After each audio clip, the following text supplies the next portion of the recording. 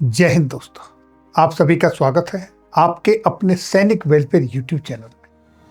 दोस्तों, बड़ी खुशी की बात है, सरकार ने पूर्व सैनिकों के नियमों में 2026 का पहला संशोधन कर दिया है और जो संशोधन किया है उसके लिए गजट नोटिफिकेशन यानी कि भारत का राजपत्र भी जारी हो चुका है।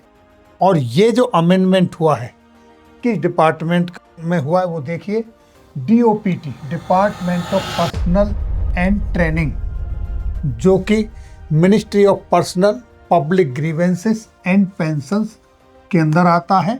और ये जो नोटिफिकेशन जारी हुआ है 9 फरवरी 2026 को जारी हुआ है, जैसा कि आप यहाँ देख पा रहे हैं।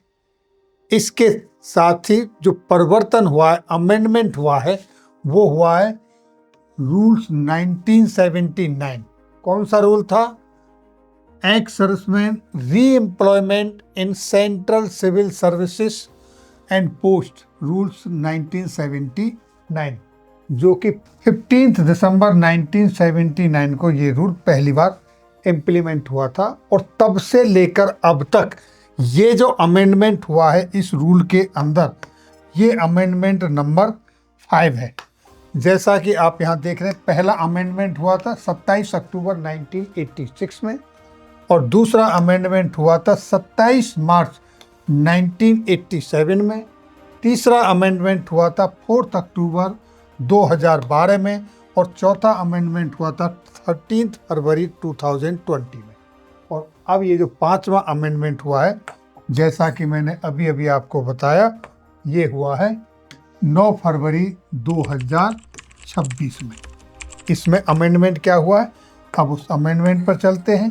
तो देखिए यहाँ पर चेंजेस क्या हुआ है और इसके लिए अब रूल जो बना है वो क्या कहा जाएगा।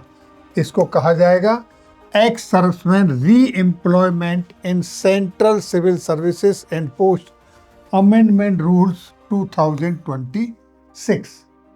और ये जिस दिन ये नोटिफिकेशन निकला है उसी दिन से इफेक्टिव हो गया। This shall come into force on the date of its publication in the official gazette. और ऑफिशियल गजेट इसका कब पब्लिकेट हुआ है, पब्लिश हुआ है, ये हुआ है दोस्तों 9 फरवरी 2026 को। तो 9 फरवरी 2026 से ये लागू हो चुका है। अब इसमें चेंजेस क्या किया गया है वो देखिए, जो कि बहुत ही इम्पोर्टेंट है। Who has served and ending with the words Indian Union and, इसके बीच में चेंजेस हुई है जो कि ये आपके सामने है। Who has served in any rank whether as a combatant or non-combatant, दोनों combatant और non-combatant in the regular army, navy और air force, तीनों सेनाओं में, of the Indian Union और military nursing service of the Indian union, यानी कि MNS military nursing service, अब उनको भी एक्स सर्विसमैन के स्टेटस में ले लिया गया है। अब जो MNS है वो भी एक्स सर्विसमैन के स्टेटस में आ गई हैं, उनको भी इसका बेनिफिट मिलेगा एक्स सर्विसमैन का। और ये बेनिफिट क्या क्या बेनिफिट हो सकते हैं, जैसा कि आप सभी जानते हो, इसमें बेनिफिट में आपको ग्रुप वाइज सर्विसेज में कंसेशन मिलेगा, रिजर्वेशन मिलेगा, एक्स सर्विसमैन के जो एज का रिलैक्सेशन है वो मिलेगा।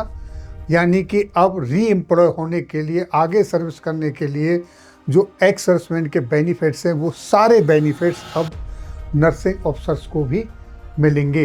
यानी कि एक्स सर्विसमैन का दायरा बढ़ गया है नर्सिंग ऑफिसर्स के लिए। अब तक नर्सिंग ऑफिसर्स के अगर आप प्रोग्रेस को देखेंगे तो किस तरीके से उनको कमीशनिंग ऑफिसर में लाया गया, फिर उसकी यूनिफॉर्म बदली हुई, ग्रीन यूनिफॉर्म हुई, फिर खाकी यूनिफॉर्म में आए और अब उनको एक्स सर्विसमैन का स्टेटस भी लागू हो गया है।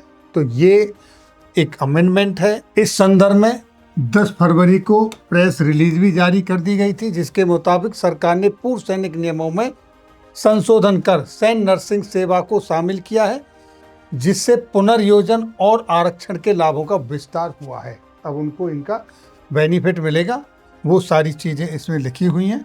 तो ये थी जानकारी। आज की इस वीडियो में जो अमेंडमेंट किया है सेना सरकार ने सेना के नियमों में, जो कि पूर्व सैनिकों का एक तरीके से कहें तो परिवार को बढ़ोतरी हुई है, पूर्व सैनिकों का परिवार बढ़ गया है। अब एमएनएस भी एक्स सर्विसमैन के स्टेटस में आ गई हैं। आपकी इसके ऊपर क्या राय है कमेंट्स बॉक्स में जरूर लिखें। फिर मिलेंगे आपके वेलफेयर से जुड़ी किसी अन्य जानकारी के साथ अगली वीडियो में। तब तक के लिए जय हिंद, जय भारत।